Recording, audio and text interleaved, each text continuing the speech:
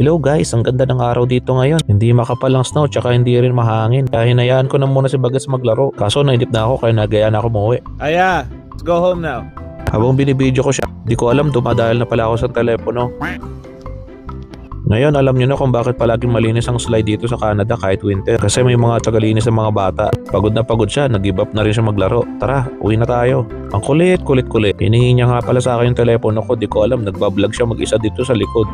Mahal nga po muna kami dito sa isang electronic store dito sa Regina. Siyempre nag-window shopping lang muna si daddy. Nagtingin lang ako ng mga aangas na mga laptop dito tsaka mga gaming laptops. Tapos nagulat ako, parang trip niya iuwi itong upuan na to.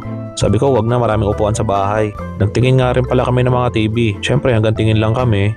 Tapos sabi ko sa kanya, picturean niya ako tabi ng 85 inches na TV. Ito nga pala, nagtingin rin kami ng mga action cameras. Kaso talaga namang napakamamahal nila. Ito isa parang gusto sumama pa uwi. Salamat sa panonood. Bye!